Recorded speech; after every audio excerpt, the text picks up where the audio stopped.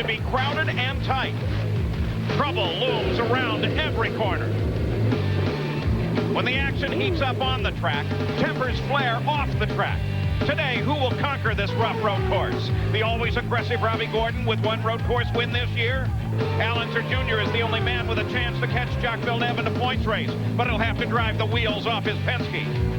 Michael Andretti is always exciting. He's led the most laps of any driver, but today he looks for win number 2. Bobby Rahal has been the model of consistency, but has yet to get that elusive win. They will all be chasing Jacques Villeneuve. With his smooth driving style, the young Canadian can clinch the title here in his homeland.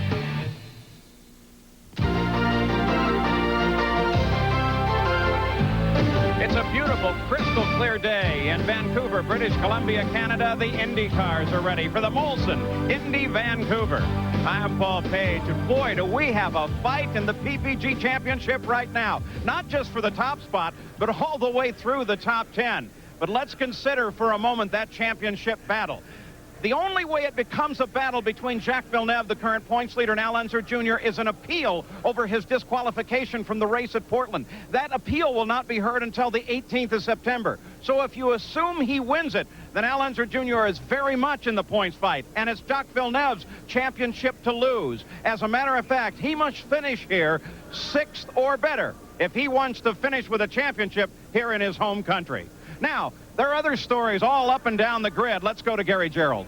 Paul, there are 27 other challengers against Villeneuve here on the streets of Vancouver today, and all of them have got great hopes. The immediate challenge for Villeneuve will come from right alongside Jimmy Vasser for the 4th time this year as a front row starter. The 3rd time, in fact, he's been side by side with Jacques in the front row. There are always concerns on a street circuit. So much concrete. Vasser says you've just got to stay out of trouble. That's one of the keys, but there are many other keys. For that, let's go to Jan Beekes. Well, Gary, today Scott Goodyear, the Canadian, starts 4th, and it's the best ever qualifying position for Honda on a road course. Now, asked about his major concerns today for the race, without hesitation, he said these right here: tire management. If a driver uses too much throttle, spins these tires, heats up the surface, it could be a big concern for the drivers by the end of the race. Paul? And the challenge here today is a tight, tough, and Derek, somewhat controversial circuit. And for whatever reason, IndyCar racing over the years here at Vancouver has become a contact sport. Now, there are 2 ways to be successful. Last year, Al Unser Jr. was virtually incident-free, caught a good yellow, went on to win. Michael Andretti, on the other hand, had 2 unscheduled pit stops, went to the back twice, hit 11 different cars, and still made it onto the podium. Now, because it is so tight here and difficult to pass, drivers to a man are not so worried about who they may hit. They're more worried about who may hit them. And consider the impact on the championship. Now, we've got a special surprise for you here today. P.J. Jones won in about everything he's ever driven. Now you're looking at Indy cars. Yep, we're just about ready, about a month away from testing the Eagle chassis and the Toyota engine. All right, but you're here to help the Deuce. That's right. What's going on? Well, we got 6 onboard cameras, pit-to-car communication all day long on ESPN2. And you're the commentator. That's it. Oh, boy. Watch us, listen to us, put a second TV up to keep track of PJ. All right, now let's take a look at the starting grid. The pole sitter with a new track record, Jacques Villeneuve. He can clinch the championship from his 5th pole of the season alongside Jimmy Vasser. He's finished 9th or better in every race but one since Indy. In row 2, it's Bobby Rahal, the fastest Mercedes-powered qualifier. And Scott Goodyear. He finished in the top 10 in all 5 races here at Vancouver. On row number 3, Michael Andretti, one of only 2 drivers ever to have won here. His wins were in 91 and 92. And Teo Fabi, his highest finish of the year was 3rd on the street circuit at Long Beach. Row 4, Robbie Gordon, last year's Vancouver pole sitter. He went on to finish 2nd. And Gilles de Ferran, his best finish of the season came 2 weeks ago at Loudon. Row 5 is Al Unser Jr., the defending champion, and a 3-time winner here. Scott Pruitt is alongside. He's already had a 2nd and 2/3 on street circuits this season. In row 6, Mauricio Guzman and Paul Tracy. The 7th row, the Fittipaldi, Christian and Emerson. The 8th row, Brian Herta and Andre Ribeiro. Row 9, Stefan Johansson and Alessandro Zampedri. The 10th row, Adrian Fernandez, Raul Boisel. Eliseo Salazar and Parker Johnstone make up row number 11. Carlos Guerrero and Juan Manuel Fangio in the 12th row. The 13th row, Brian Till and Hiro Matsushita. And the 14th row, Marco Greco and Mimo Chiatarella. So that's the way they line up here. Let's take a look at the race analysis as the field has acknowledged the start of the engines and has begun its pace lap. 100 laps here today. The track record set back by Scott Goodyear in 93, and the fuel window lap 22 to lap 36. And in today's field, the chassis, the engines, the tires, there they are. Now we'll take a look at the circuit here at Pacific Place in Molson, Indy, Vancouver. 9 turns on a 1.703 mile circuit. Those are the passing zones in blue. And so where are the trouble zones? The ones in red, exactly the same. So we're set to go. 2 more races to go in the IndyCar season. A great points fight all the way down through the top 10. And there's Jacques Villeneuve followed by Jimmy Vasser. They'll move into the rows of 2 very quickly here. Remember, a number of surface changes on this track. They will go alongside the stadium here, which is covered over. There they are in that area right now. No rain in the forecast here today, but that's been a critical area when it's rained in the past. And like most of the street circuits, it's just rung with concrete barriers, which can end a day in an eye blink. So it can make a marvelous formula for just an incredible run here today.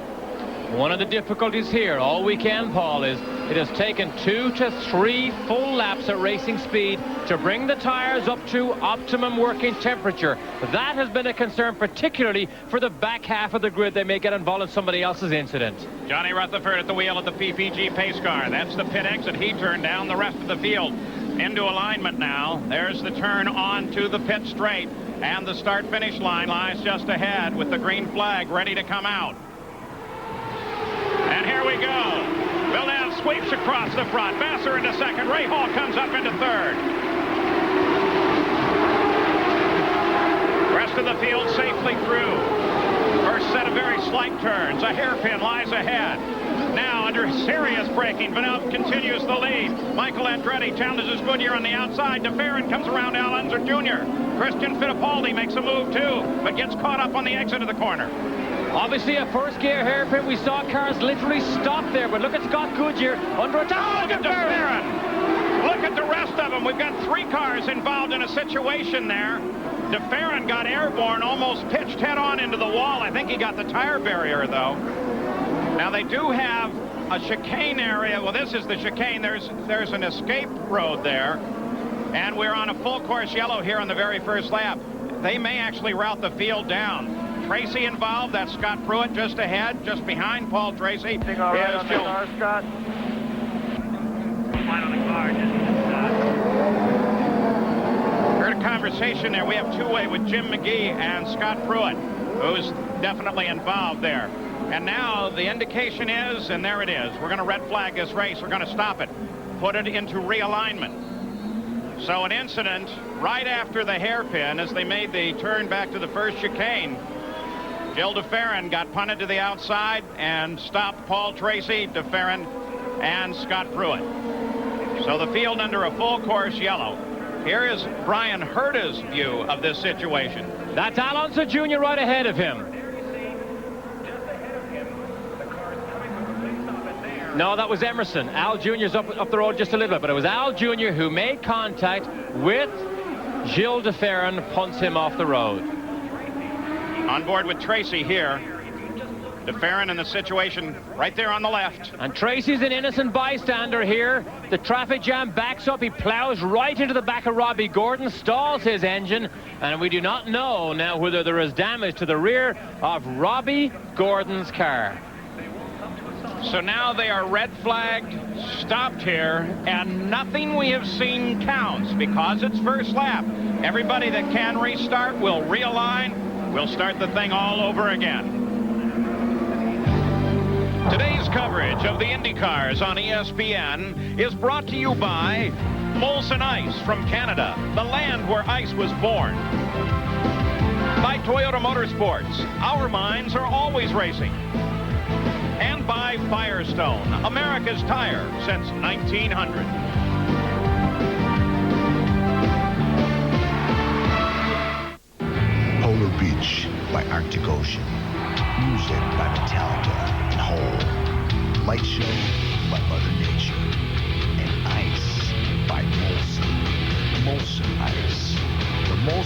nice Polar Beach Park, Labor Day weekend. Also, the mechanic who has done so much to put this car back together took the gearbox off the crash car and managed to put it together back on this car, and it has been a hot, sweaty day for Steve so far, and the race hasn't even started.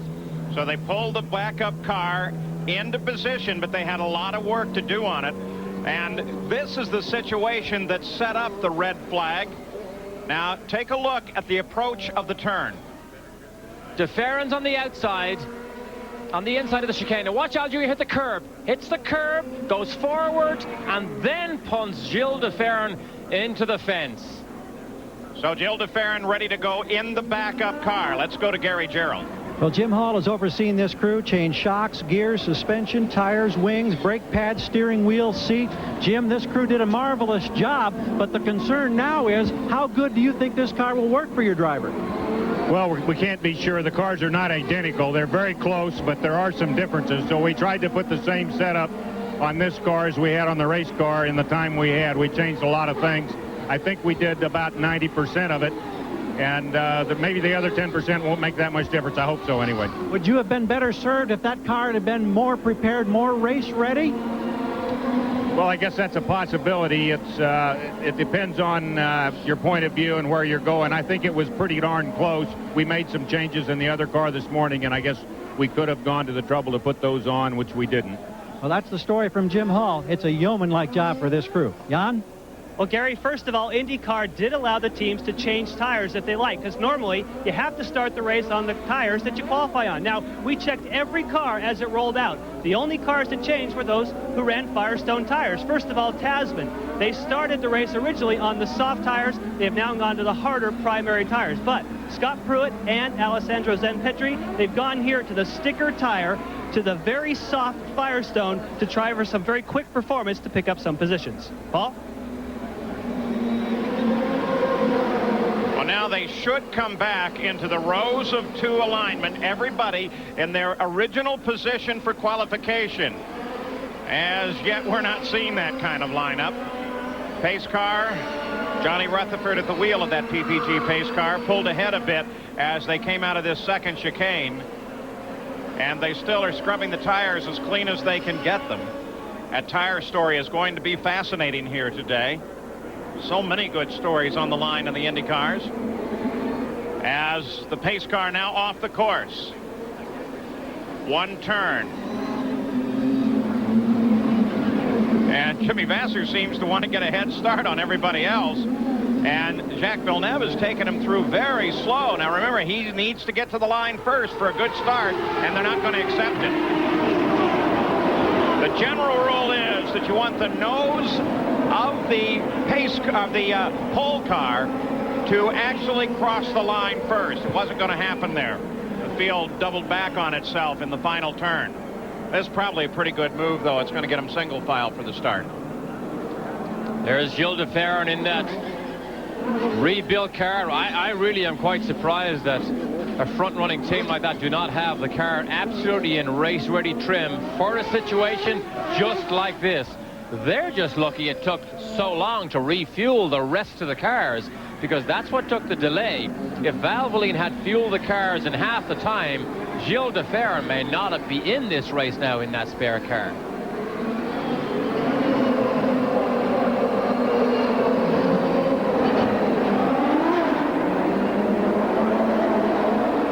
Race Day America on ESPN, the Indy cars in Vancouver, ready for a restart after a red flag with an accident involving 6 different cars, but puts them back in the original lineup. And then the green flag doesn't come out, the field not properly aligned. Let's see if they can do it better now. First time in the history of IndyCar that a backup car has been pulled and put into the starting lineup in a situation like this. And Scott Pruitt had an extra lap to scrub in those sticker tires. So now, once again, very slow. Assume that Jack is counting on something that they've planned very carefully. Lower gear to get off the line. Pace begins to pick up. He's in the proper position, as is the rest of the field. And here we go. Boy, look at the jump he gets with that start. Scott Goodyear seeks back and forth, looking for a position. Michael Andretti comes up inside Scott DeFerrin, very brave, coming up on the back of Gordon. And DeFerrin comes side by side with Gordon. So that car must be working. Christian Fittipaldi gets caught a little out on that corner. Here's the trouble spot again. A little better for DeFerrin this time. Al Unser Jr. not nearly as aggressive. Stays behind him. It looks like Christian Fittipaldi's got a problem. Flat right rear tire. He's obviously been hit by somebody or has made contact. There's the outer rim of the tire. That may cause a yellow. They don't clear that up. Boy, Jimmy Vassar took a real pitch coming into the final turn before the pit straight. You now ride with Bobby Rahal. Rahal third. That's Vassar just ahead. Oh, he has a run on him. Down the back straight, 170 miles an hour. This is an extended braking zone. Longer on the brakes here. Long straight run before the slow corner here. 35 miles an hour. Look at Vassar accelerate away.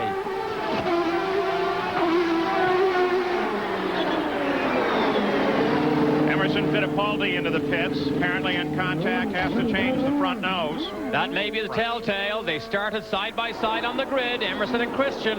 That may be the reason why Christian flattened that right rear tire. What was that, front nose as opposed to tail nose? He changed the nose.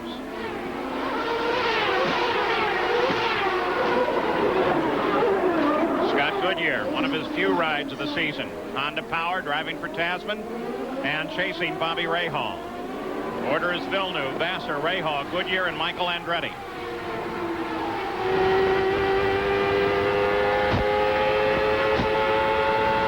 Christian Fittipaldi limping back to the pits, Jan Beekes. Yes, he came in. It was a pretty routine stop once he got here, but both Fittipaldis on pit road after the conclusion of the first lap. Of course, he lost all of his time trying to get back here. The Walker crew was quick, but unfortunately all the time lost on the racetrack, Paul. Okay, and Emerson knows a Christian tire. They started in the same road. Does that tell you something? Little family problem there?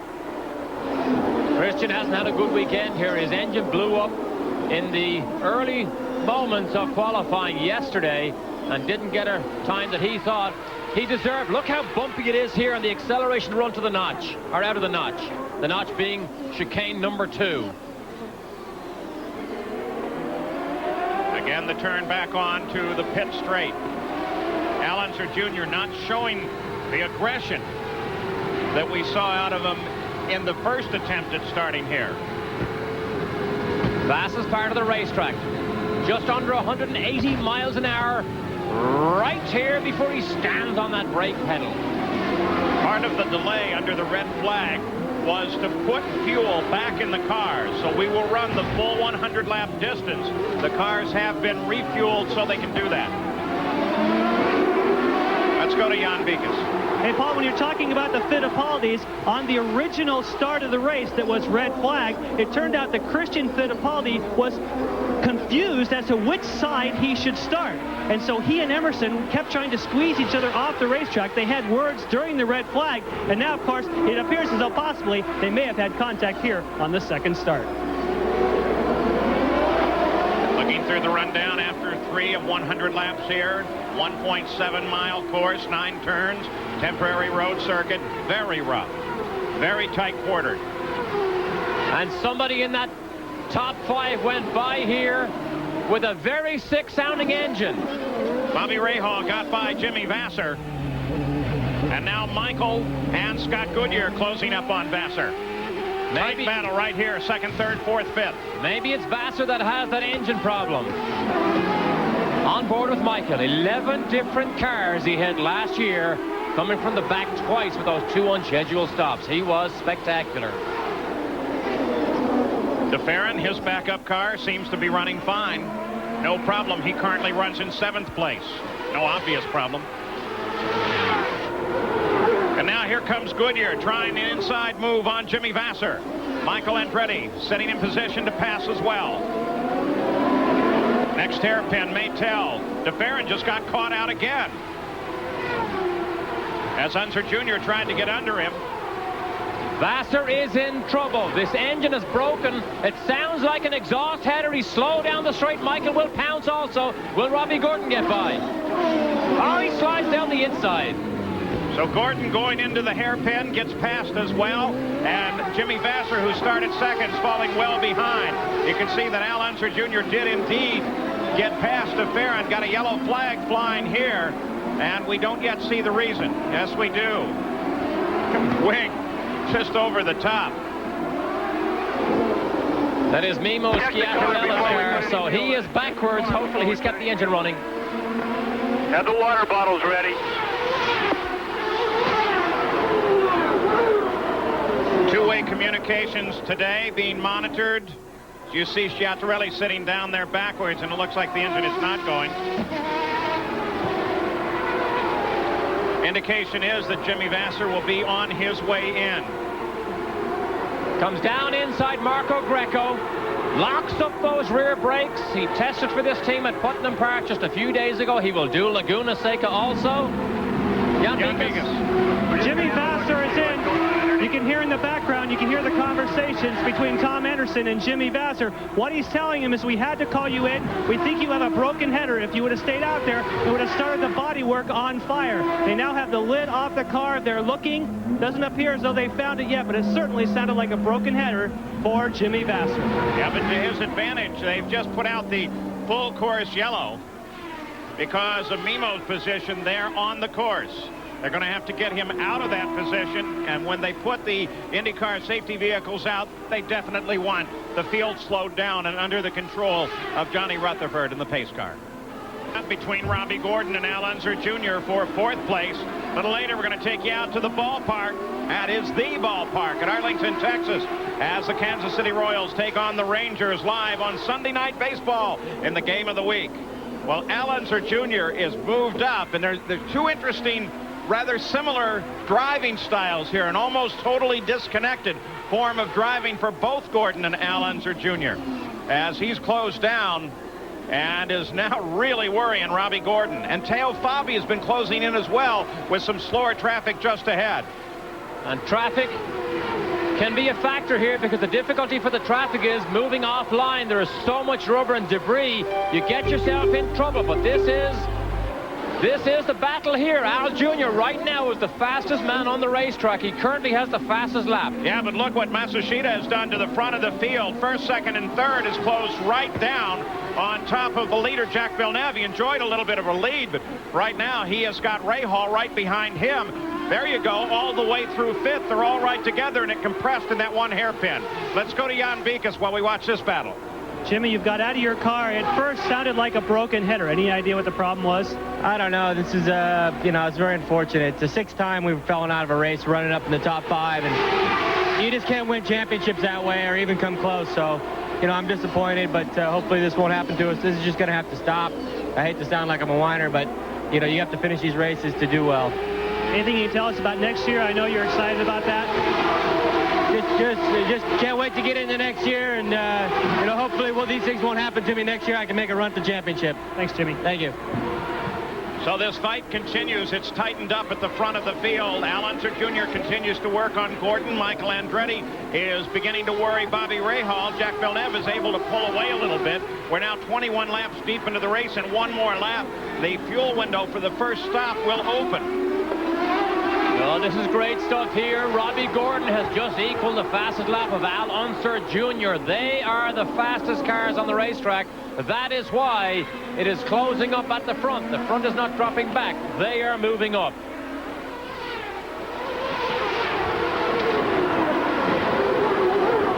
Oh, this is great under braking, Paul. Look at this. Al Jr. is better, but he just can't find the room to squeeze down inside Gordon. With third place, Michael. Teo Fabi, sixth place now, closing in on Little Al. So now it's 1 through 6. Update on Al Unser Jr., Jan? Yes, when you see that battle between Robbie Gordon and Al Unser Jr., they're both running Goodyear tires. However, the Penske team and the Newman-Haas team are running the option compound. In other words, Al Unser Jr. has a harder compound tire than you're seeing with Robbie Gordon. As time goes on, Al Unser Jr. should be able to apply more pressure on Robbie Gordon. Boy, Michael Andretti is working hard, trying to get around Rahal. Great battle here and a great battle just behind him. Oh, this is great. Michael is all over the place trying to catch Rahal. Took a lunge down the inside, you saw it. Then the car began to get away from him. And he does it. He gets down under the inside. I find that hard to believe. I would have thought he lost it. Well, he almost did lose it. It looked to me as if he was virtually out of control. The engine went quiet. He was locking up the rear brakes, but he managed to pull it off. Now, can he reel in Jacques Villeneuve? So Michael Andretti around to second into pursuit. By the way, Gilles de Ferran has managed to close up a bit on Teo Fabi. And now Al Unser Jr. around Robbie Gordon, and he chases Rahal. Here's the pass, Michael and Rahal. See him slip and slide down the inside, just about gets enough traction. Rahal is forced to the outside. Robbie Gordon still has the position here, but Al Unser Jr. under acceleration made the move and passed him. Now he attacks Rahal. You can get a good view of de Ferran there as he closes in. So does Scott Pruitt. I think de Ferran is doing a good job back there for a car that he has hardly sat in. That car will have Honda power next year. Honda engines will power Jim Hall's cars for Gilles de Ferran next season. They're all strung together. Paul Tracy has just joined the back of that battle from 9th. So 2nd through 9th running together, Gary Gerald. Paul Tracy has just indicated that he feels his car is working very, very well, but the frustration is beginning to show a bit. He says, I just can't get by anybody. The congestion factor back where he is has got him hamstrung for the moment. The drivers here, as you've indicated, you have to be aggressive, but you got to be somewhat cautious at the same time. So it's a controlled aggression. And as this race winds on, it's going to be very interesting to see who pushes the envelope a little further, takes the bigger risk. Well, in Paul's case, he's not getting by, not for trying. He's right there. Robbie Gordon. By the way, we have two-way communications with Gordon, two-way communications between the pit and Scott Pruitt, and two-way communications with Michael Andretti and the pits. Those frequencies should get active here in a second. Gordon tries it. Well, what happens there? That's Rahal on the pit road as he comes off, almost loses it on the approach. 80-mile-an-hour speed limit. Gary Gerald is there. He's concerned about the rear tires going off. They've indicated through radio conversation they may go up on tire pressure in the front. They may also make a wing change. There it is. Jimmy Prescott at the right front, and Rahal is gone. That's a quick stop, Paul. Under 12 seconds. Great stop. In the last 4 races held here in Canada, Rahal has finished second 3 different times. Twice at Toronto and in '93 here in Vancouver. And you just got a quick glimpse of the Diamond Vision, which is at the end of the pit lane here. So all the teams down at the beginning of the pit lane can actually watch their drivers in battle here. And look at the man in battle here. Michael is reeling in Jacques Villeneuve. That space really is where Rahal came out. Scott Pruitt runs back in 7th position. Slower car to the inside. Doesn't appear to be a factor. Pruitt in 7th, Jan Beekes.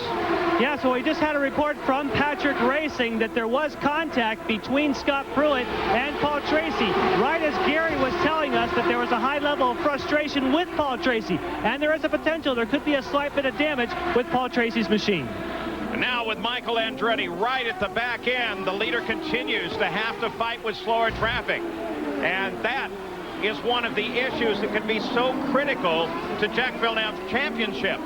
Because just the slightest mistake, he's in the barrier, and this thing goes to the final race of the season in 1 week at Laguna Seca. Remember what we said in the opening. The drivers are more concerned about who may hit them rather than the mistake they may make. Now, Michael is clearly faster than Jacques Villeneuve at the moment, but Al Unser Jr. is still the fastest car in the race. Whoa, there's the move as Michael comes to the inside, pushes Jacques to the outside. Michael Andretti takes the lead of the race. When you force the issue, and it's Michael Andretti doing the forcing, sometimes you have to just let him go, which is what Jacques Villeneuve did there. The championship is still his if he maintains his track position at the moment, irrespective of what Al Jr. does. It's an argument really not worth having, but it looks like Jack wants to get right back into it. And Al moves up there as well. So first through third all together here with pit stops for these cars due at just any moment. Boy, Al Unser Jr. is right at the back end of Villeneuve now. He loves this move, Paul. He just misses the rear tire, slides down the inside. Now he hopes Villeneuve sees him, realizes he pulls it off, and he accelerates away. That's the move that put Michael Andretti into first place. And now Al Unser Jr. is beginning to worry Jacques Villeneuve as well. But it's still the position that Jack needs, as Derek suggested, for the championship. So at the front of the field now, it's Michael Andretti, then Villeneuve, and Al Unser Jr., Robbie Gordon, and Teo Fabi rounds out the top 5. Battle for the championship, presuming the outcome of that September 18th appeal. Villeneuve and Al Unser Jr., they currently battle for second place. Michael Andretti is the leader. But boy, if you want a demonstration of the points fight, there it is. And Jacques Villeneuve is in all sorts of trouble. The right front of his car keeps locking up. You looking down on this very tight circuit. There's the hairpin from the Honda Helicam. Look at Al. Boy, he pokes the nose right into the back end. Great shots. Now they head right under the stadium, and little Al's going to try him. Nope, moves to the inside, then drifts back behind him. Lets him know he's there. Right behind, Gordon and Fabi continue to close, continue their fight. And it's only a matter of time here before the pass is made or before contact is made, because Al Unser Jr. is way quicker than Jacques Villeneuve at this moment. But Villeneuve has track position. But he is hanging on by the skin of his teeth. I don't know how long he can hang on here. Look at that right front again. 30 laps into the book right now. Al Unser Jr. pulls alongside on the main straight. Drag race right down that pit straight across the line. Villeneuve still has the nose, and he pulls away in the corner. But that tells you a little bit about what might happen coming down here to the right-hand hairpin.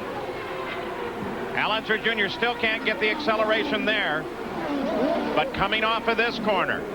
Jan Bikus, you've been watching Villeneuve. Yes, I have, and it turns out, Paul, that he is on the primary tire for Goodyear, and of course they are thinking about that. They know that Michael Andretti and Al Unser Jr. are on the option compound, and they know they're the two fastest cars on the racetrack. So Team Green is ready at the first pit stop to change over to the option compound. They have them down here in the pit. They're all scrubbed. They're all ready to go. First pit stop. Right now, they're just trying to hang on so they can make it to that point. Paul? Well, Jan, he has really been lighting up the fronts under braking. In fact, Robbie Gordon closing in on the back of Al Unser Jr. now. I'd be interested in the condition of these tires once they come off, because Jack has really been using them. Here we go again. Al Unser Jr. goes for that position. This time he's blocked as Villeneuve sweeps across the front. Almost looked like there was contact there, but Al Unser Jr. hangs on to him through the first turn. Jacques Villeneuve is entitled to use the line he is using. He is not varying his line as he goes to the apex. He's taking a defensive line. Al Jr. almost hits the back of him. Boy, look how everybody closes in under braking. That's got to be scary on board. Now we're with Robbie Gordon, and Villeneuve locks the brakes again. As Al tries to get around him. This time he gets a close nose on him, gets alongside him, and in the tunnel, Al Unser Jr. gets around. And Robbie Gordon's moving to the inside as well. Boy, look at his whole gang bottled up behind here. Jack is in serious trouble here as everybody through Tracy, everybody through 7th gets through. Well, he waited a lap too long because he is a lame duck out there right now. Surely he is on his way to Barry Green and that crew in the pit lane to get rid of those tires. And there he comes off of the track and into the pit. So Jacques Villeneuve, after some problems on the course and problems that could definitely keep him from scoring his championship here, now heads toward his pit and Jan Bikus. That's right, Paul. He brings it in. He stops it on the marks. And we took a quick look at the tires. They are going to be putting the option compound onto Jacques' car. Now, of course, that is what Michael Andretti, Al Unser Jr. have been very effective with. Now they're just waiting for fuel. And a Sam Petrie's a little bit in the way. Kind of a slow stop here for the Team Green. Boy, Jason King on that left rear really changed it fast. Sam Pedri, by the way, was answering not only for the pits, he'd been black flagged for a front wing problem. So they were taking a look at that as well. And the option compound that Jan is mentioning is actually a harder compound. It is faster on these long runs because it does not wear out as fast. And that is what Villeneuve has just gone to. Robbie Gordon peels up. Look at Tracy. Gordon running in third, but as he takes off, that brings Tracy up behind Pruitt. Here is Gordon moving for his stop. We'll listen to the radio as Jan Beekes waits for him. Here he comes. He also brings it in right on the marks. And we're trying to take a quick look to see what tires he's going to. We're looking over the shoulders. It doesn't look as though he's going to the option tire. So Robbie Gordon is taking a chance on the softer tire. Okay, let's hear this in works out. Rahal's coming round now. Rahal's coming round.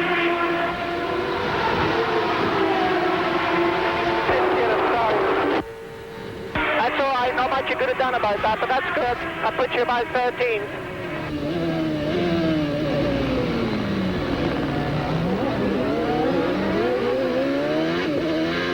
And so with Robbie Gordon... Get after it as soon as you can. There's important laps here. We're going to run as quick as we can. Robbie Gordon completing his stop, talking with his team owner, Derek Walker. Michael Andretti has 11.5 seconds on second place, Al Unser Jr.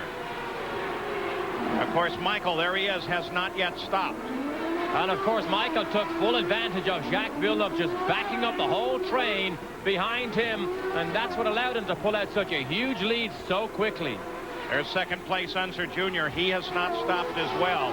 In fact, in the front of the order, Michael, Unser Jr., Bobby Pruitt, Tracy, Ribeiro, Brian Herta, Boisel, Salazar, Fernandez. That's the top 10 at the moment. None of those cars, though, have made their first stop for fuel.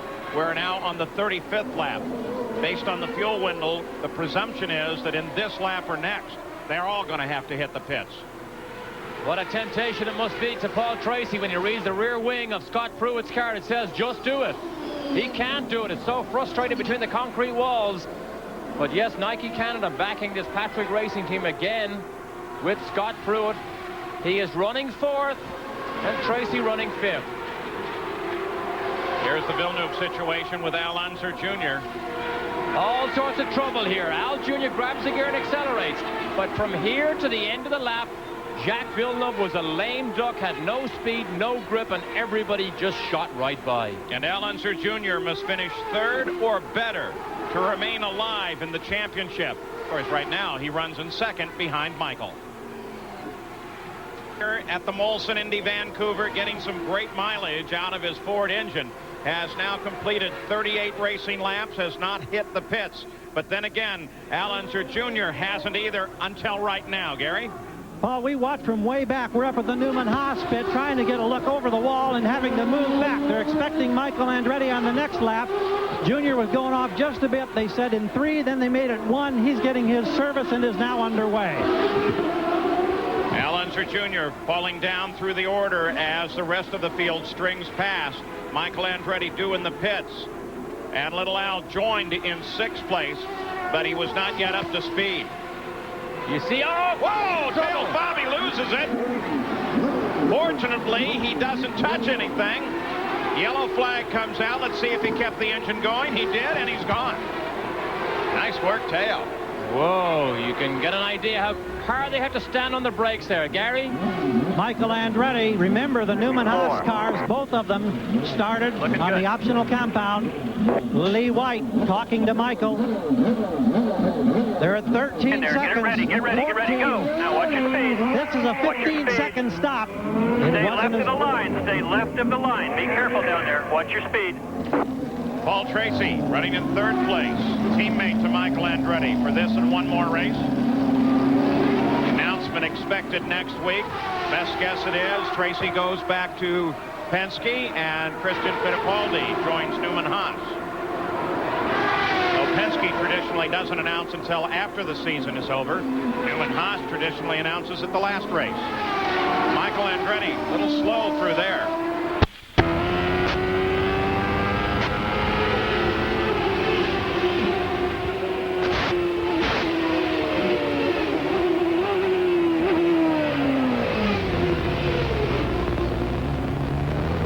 Paul Tracy season here. 2 first places, a win at Australia and a win at Milwaukee.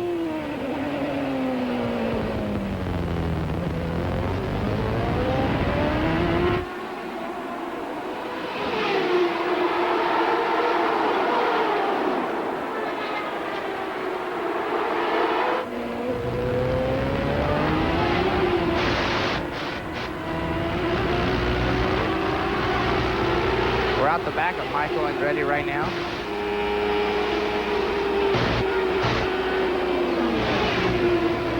Oh, out the back of Paul Tracy here.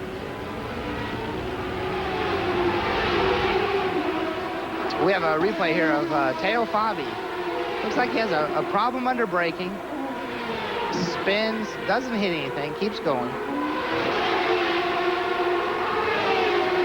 This was Tracy's view. Just steers clear of him.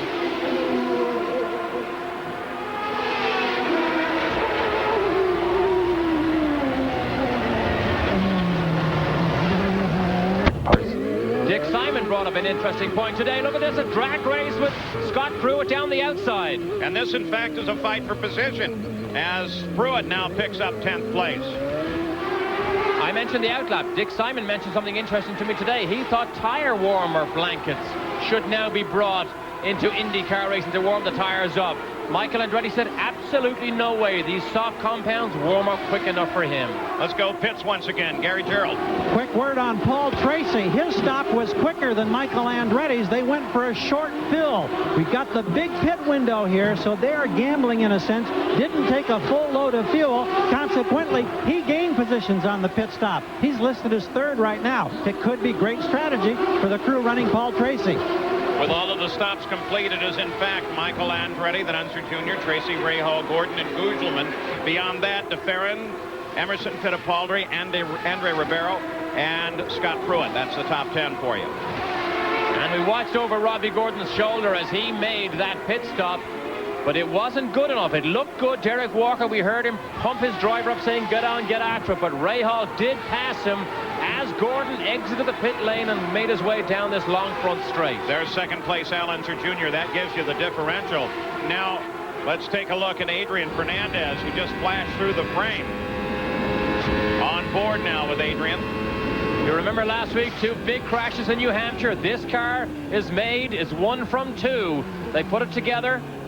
They have just about enough spares to build a second car, but Fernandez struggled a little bit here this weekend. They're so good on the ovals.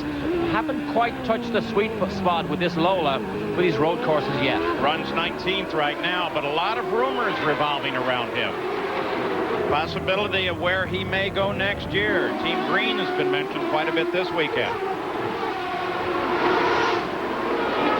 Paul Tracy took advantage of those pit stops, went from 7th all the way to 3rd. We saw Newman Haas do that for both of their drivers at New Hampshire 2 weeks ago. And now Tracy has track position, and yellow flags could really help him because we don't believe he has a full fuel load. So now approaching the halfway point. 43 laps into the record book, 57 to go. A 1.703 9-turn temporary road course.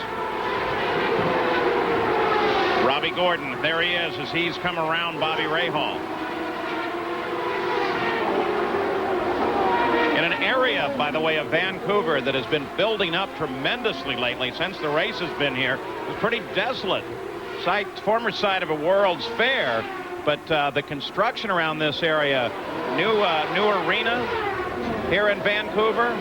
Plenty of new apartment buildings, really building up. Beautiful city. 73,000 spectators here today.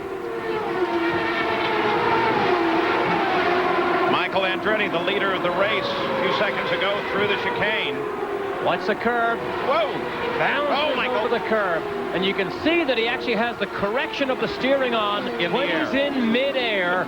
So as he knows when he lands, he's actually pointing in the right direction, and away he goes. Is part of that trick you can't be on the brakes either. You want that wheel to immediately start the turning moment. You're on the brakes when you come down, it won't do it. Part of that trick is to instinctively react before your mind has time to think. We just saw a glimpse of Scott Goodyear back there. He's clawing his way up slowly. Now he is 18th.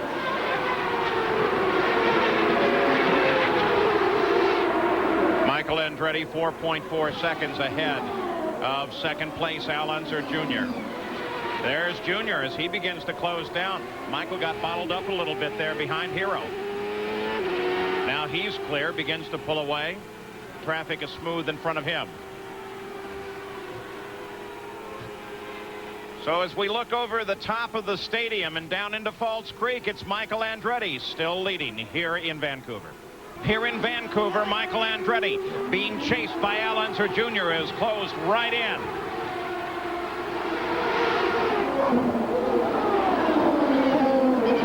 Battle is right at the front, third place. Paul Tracy is about 16 seconds back from this fight. Gary Gerald?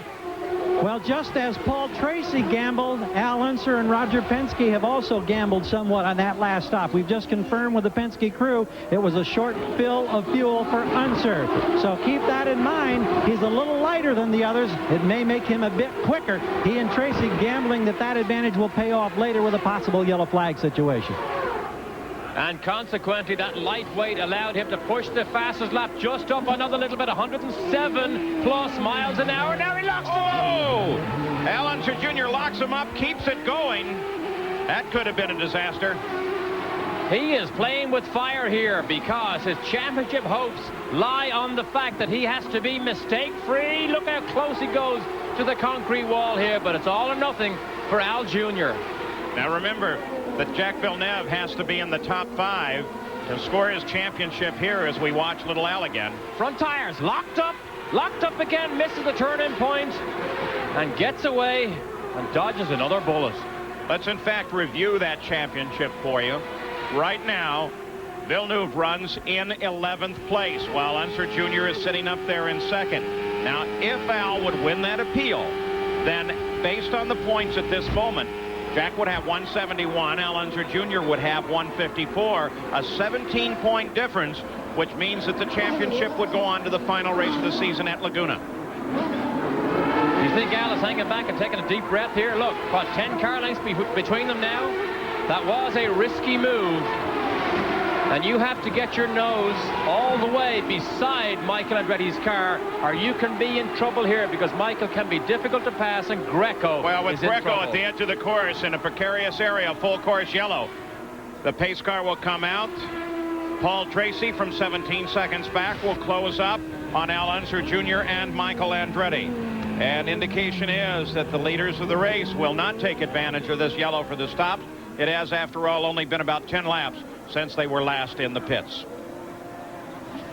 Today's coverage of the Molson Indy Vancouver is being brought to you by Red Dog Beer. Bold yet smooth, unusually easy to drink. You are your own dog. By PPG, world leaders in automotive finishes, sponsor of the PPG IndyCar World Series. And by Ford and your Ford dealer. Have you driven a Ford lately? Well, as we go back to green flag racing, the full course yellow had some fascinating pit action. Into the pits, Jacques Villeneuve, who came out of the pits with stickers on the right side, also into the pits as we watch the battle at the front between Michael Andretti and Al Unser Jr. with Bobby Rahal and Emerson Fittipaldi. Boy, look at them battle as they come through here, and it looks like Fernandez gets caught just outside of Carlos Guerrero as they come around the corner. Both of them get through clear. But what this did do was eliminate the advantage that first and second had over third place Paul Tracy.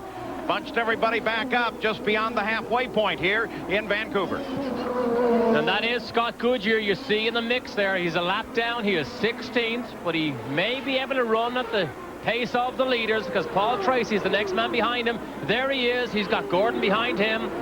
Gordon, one of the few front-running Goodyear runners. Oh, come on, Gordy.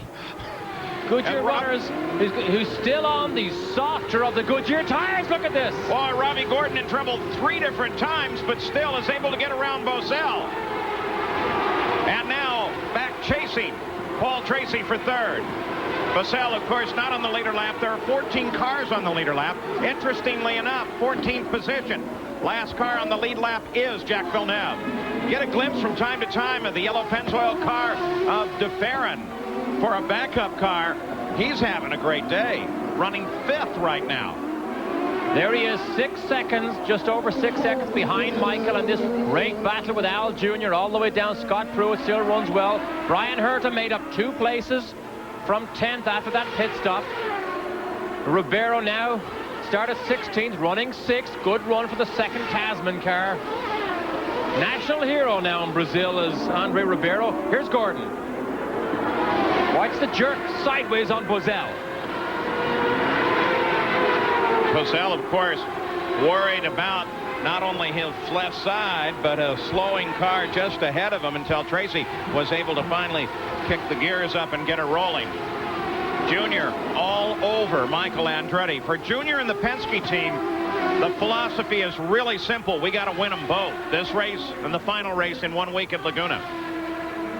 Christian Fittipaldi out of the race. Jan Beekes is with him. Christian, you brought your car on pit road. What knocked you out?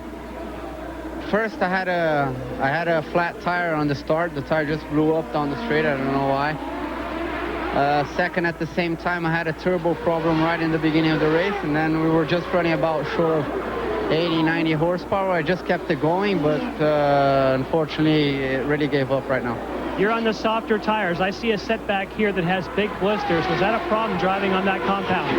That was also a problem during the race. That's why I had pitted so many times, but apart from that, the car wasn't working since the first lap. Like, there was definitely a turbo problem. Instead of running 45 inches on the boost, I was running around 43.8, 44 maximum. Okay, we wish you better luck at Laguna. Thanks. DeFerrin and Ribeiro battling. Ribeiro just getting around. You got a glimpse of it, getting around DeFerrin, picking up 5th place. And that side-by-side drag that we watch with DeFerrin is a very difficult move to pull off right outside our booth here. The left-hander is 160 miles an hour.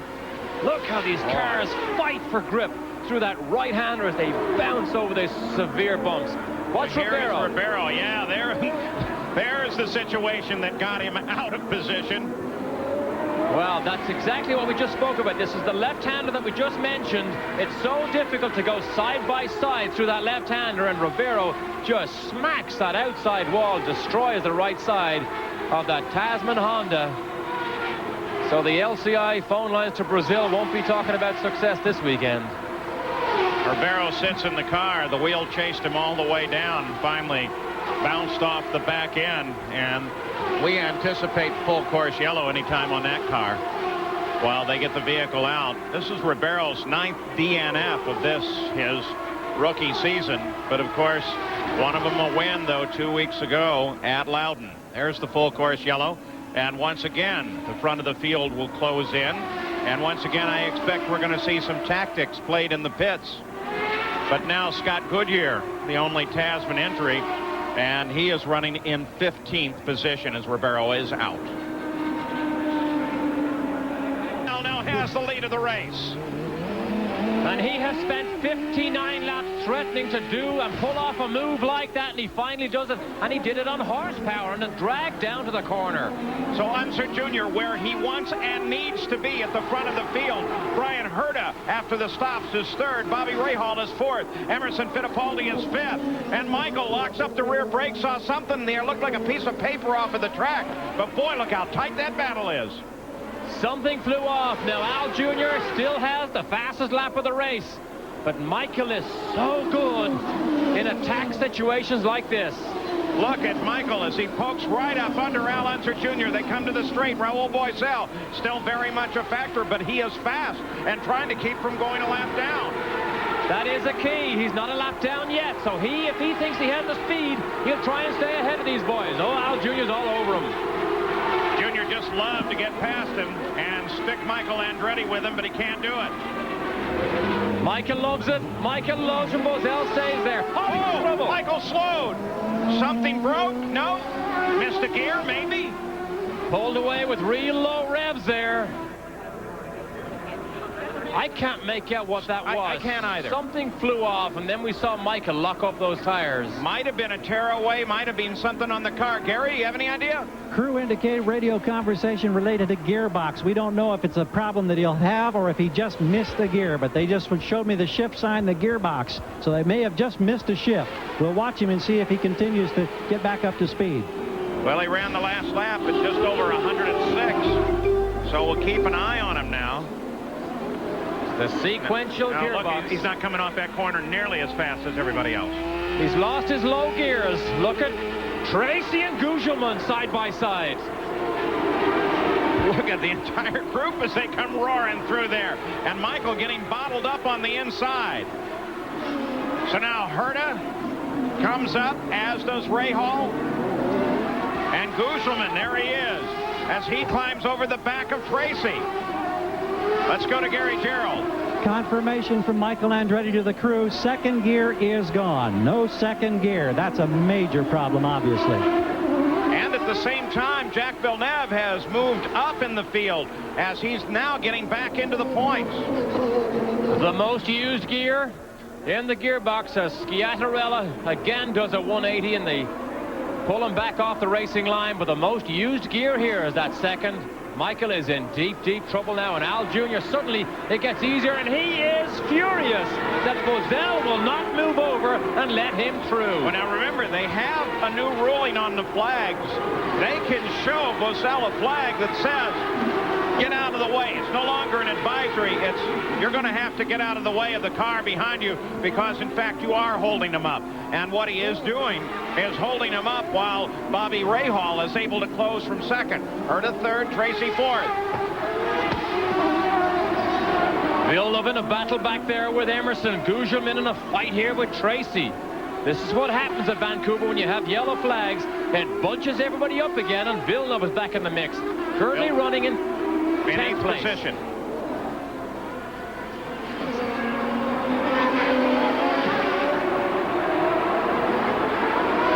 So Unser Jr. exactly where he needs to be, but Bobby Rahal and Brian Herta beginning to try their close now with 63 laps complete. It was Paul Tracy trying to close on Brian Herta and Bobby Rahal.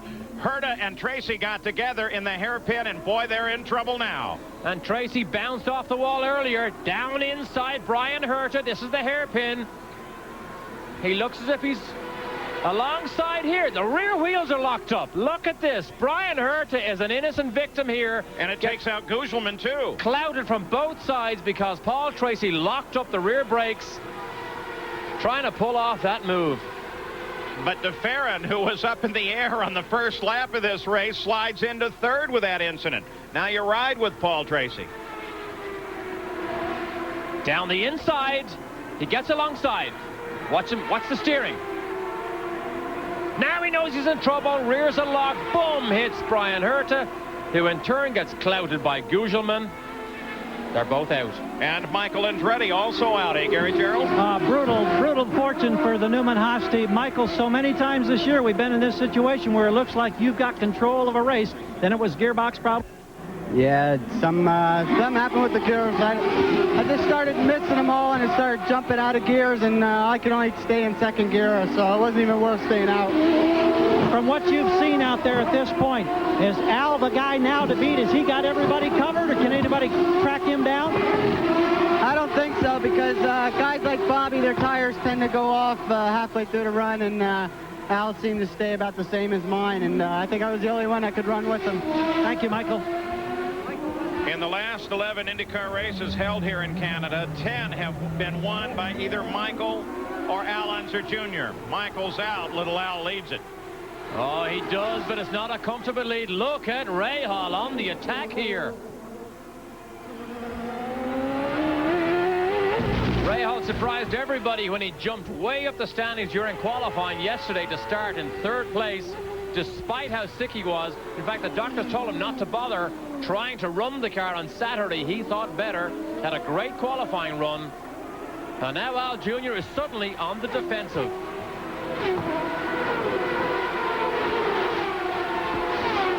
Mind you, Al Jr. spent the last 3 laps or 4 laps waving at Bozell, trying to get him to move out of the way. So the order has changed substantially with some interesting incidents and attrition, putting Unser Jr. on top, then Rahal, then de Ferran in third. Villeneuve is now in fourth. Robbie Gordon is in fifth. 3 different chassis in the top 3 positions. Rahal in a Lola, de Ferran in a Renard, and of course Al Unser Jr. in his Penske. You have to see it to believe it. Automania, Antelope Valley's home of automobilia. What's automobilia? Everything and anything to do with cars. Remember Hot Wheels? Automania's got them. Plus posters, die-cast, T-shirts and hats, NASCAR, Indy, Formula One, everything for racing fans, plus plenty for cruisers. All the cool stuff they love. Test your skill on Automania's computerized slot car track. Open Monday through Saturday. If you're crazy about cars and racing, then you'll be in the winner's circle at Automania. 50th Street West and M and Quartz Hill. Automania. There's the leader of the race, Al Unser Jr. You see that Bobby Rahal is just behind him. Rahal has been a little bit closer, but then faltered a few laps ago, and now is working his way back to try and catch Al Unser Jr. DeFerrin is third, despite that incident on the first lap. Fourth is Jack Villeneuve. And, of course, in that position, he is going to leave here scoring his IndyCar championship in Canada. But there are many other factors that are going to fit into that situation. We look down from the Honda Helicam as we watch Al Unser Jr. flash across the start-finish line and into turn one right alongside the stadium here. The real question is going to be one of fuel. Now, the presumption is that I'm making that everybody at the front of the field is going to have to stop. Villeneuve is going to have to stop, I think, a little bit ahead of everybody else. Gary Gerald, can you help us out on this? We can certainly try. Now, keep in mind that Al Unser Jr. pitted on lap 57. That means that they got 2 laps of yellow. They went green then after 59. He'd have to go 41 laps, which is really stretching it in our estimation to be able to go the distance. Bobby Rahal, who's running second, pitted 5 laps prior to him. He had tire problems. Remember, both of the fronts were blistered. So we think definitely that camp will have to go for fuel. The question here with the Penske team is going to be very iffy. If they get more yellow, that helps them. If they don't, they may have to get a splash. Of course, 2 Mercedes engines at the front of the field, Unser Jr. and Rahal. Let's go for further information to Jan Beekes. Paul, you're asking about Jacques Villeneuve. Now, he came in on lap number 51, so he is trying very, very hard, along with Team Green, to save fuel. They're trying to make it to the end, but I see no possible way that Jacques Villeneuve can make it to the end of the race without bringing it in and getting a splash of fuel. Now, for Robbie Gordon and some of the others that pitted on that full course yellow, according to their teams, they do feel they can make it to the end, but not as early as lap 51 as we have for Villeneuve. All right, so let's set that scenario. The front of the field, Unser Jr., Rahal. You just heard Gary Gerald's estimate. Now then, third place is DeFerrin and then Villeneuve. All right, right behind Villeneuve, lined up in such a way that, in all likelihood, if Jack stops, Robbie Gordon in 5th, Pruitt in 6th, and Johansson in 7th would all come past. Now that would put Jack into 6th position. And he could still win the title from 6th. But look at this. He just got hit. He just got hit by Goodyear. Goodyear's trying to save the car. He's in trouble, comes off. Thought he was going to make the turn into the pits despite the damaged tire. Didn't do it. Well, that doesn't change that scenario, except how much trouble might he be in? He doesn't look like he's running full tilt now. Well, Scott Goodyear was taken by surprise there because Jacques Villeneuve suddenly slowed coming out of the notch. The group of cars behind him was suddenly, Goodyear pulled out of line, jumped ahead, thought he was past Villeneuve, pulled over, and you can see the damage to the right front wing in Jacques Villeneuve's car. Villeneuve suddenly goes slow. Look at Goodyear. Thinks he's by, boom, clouts the wing of Jacques Villeneuve, destroys his left rear tire, and now he luckily gets down the escape road, or else Scott Goodyear was in for a hefty accident here. Look at Pruitt and Johansson down the inside. They get to watch and stand clear. And another key to that situation right there, as we watch Goodyear come into the pits, is that Scott Pruitt got past and put Villeneuve to 7th. And if he stays in 7th, Jan Beekes, the championship goes on to Laguna Seca in a week. Yes, we had the opportunity to check with Team Green, and right now they're all huddled around, and they've not been able to give us an answer if there is a problem with Jacques after that contact. But he didn't look as though he was at full speed when he went by us. Right now, a lot of discussion going on here at Team Green. Yeah, there are cars going past him that should not. Jack is apparently in fairly serious trouble right now with regard to the race and the championship. Unser Jr. is where he needs to be, at the top of the order.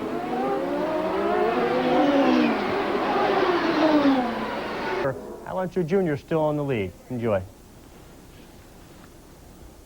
Look.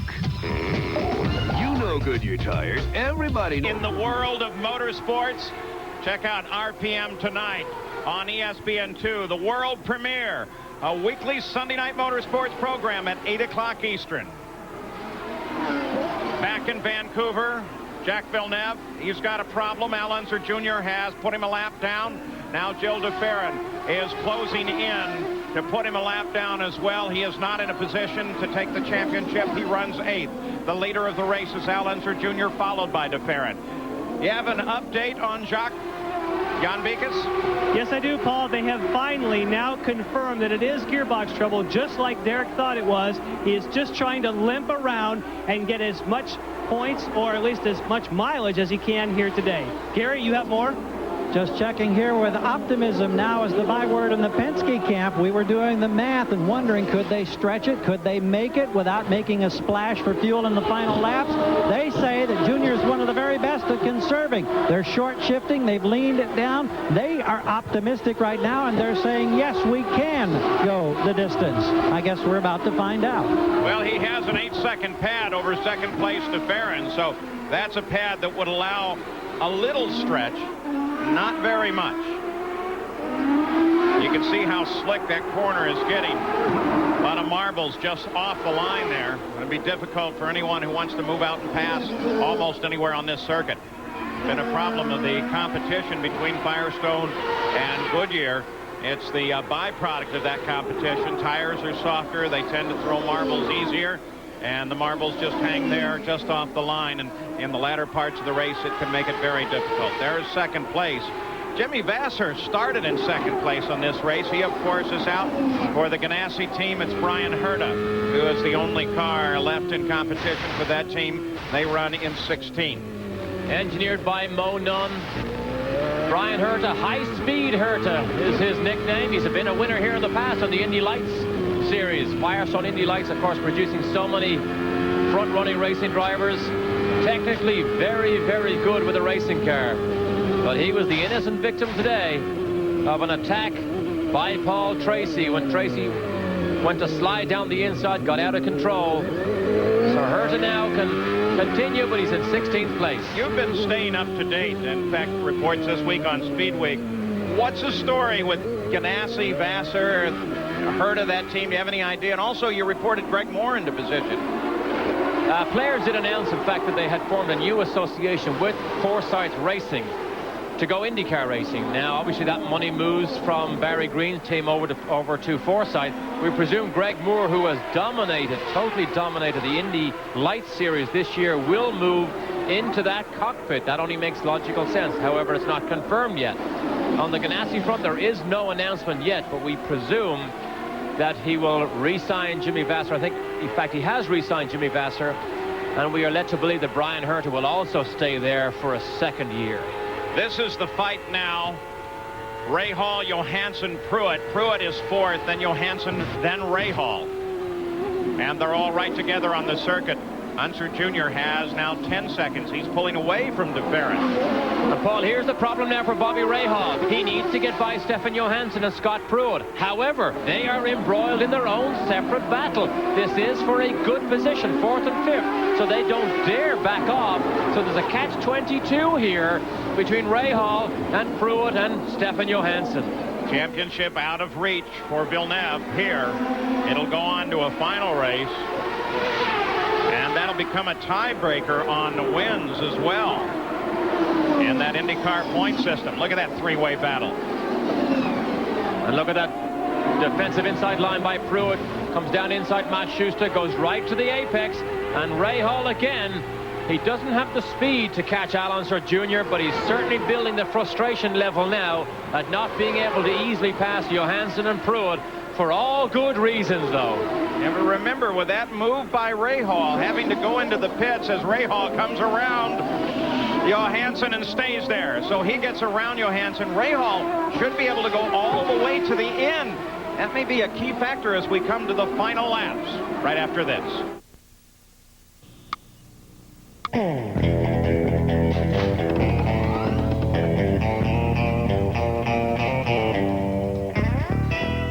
new tires in a hurry? At America's Tire Company, we move fast.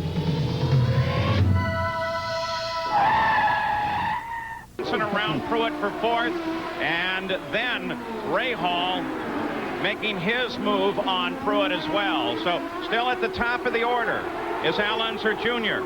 12 seconds ahead of DeFerrin with 2 laps to go.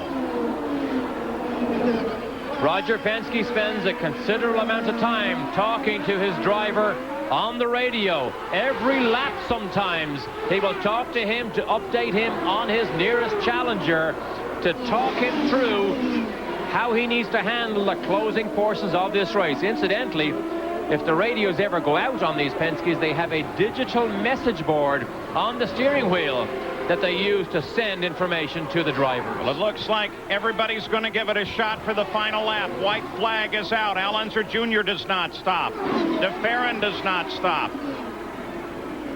Will they make it all the way? Tire marks on the nose, so the Penske's been in battle. It doesn't have far to go now. They came across the line. Unser Jr. came across 12 seconds ahead of this man, DeFerrin, looking for his best ever result. Al Unser Jr. keeping power, but definitely reduced speed a bit. Squeezing it slowly off the corners. Gordon in third, Johansson fourth. Good result for Stefan. Then Ray Hall, Pruitt, Fittipaldi, Tracy, Zampedri, and Bosell. Villeneuve is out of the points as Al Unser Jr. takes the win. The championship goes on to the final race of the season in 1 week at Laguna Seca. What a terrific run for the man who moved to his backup car after a crash on the start. Gil DeFerrin finishes this race in second. Now Robbie Gordon being challenged right at the end here by Stefan Johansson. Let's see if he can hold him off. Ray Hall moves inside of Johansson and challenges Johansson, but can't get it done. So it's DeFerrin, Gordon, Johansson, Ray Hall.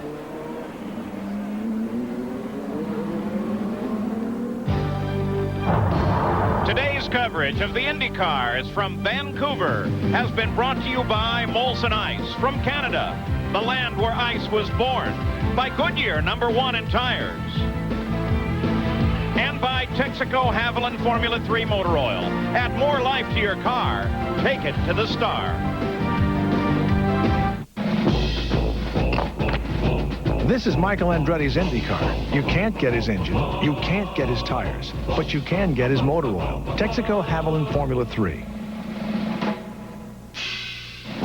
It's formulated to control volatility and fight oil vaporization. It provides complete protection, and it's the exact same Haviland you can buy right off the shelf, which, by the way, is a heck of a lot easier. Add more life to your car. Take it to the star. Beyond the Arctic Circle. Put you down there in the end. Well, 5th and 6th broke, and it was okay for the backside, but here you're for too long on the straight line, and you know there's no way we could keep up the speed. Tell me, I know you wanted to win the championship here. You might win it here depending on the appeal, but now it goes down to the final race at Laguna. Your thoughts on that? Well, it's annoying. I think it's stupid anyway that there's an appeal that goes on for 4 months and that it keeps everybody waiting, not only us, but all the guys that are fighting for second position and so on, and it's a little ridiculous. It's not very professional, but, you know, that's the way it is, and we'll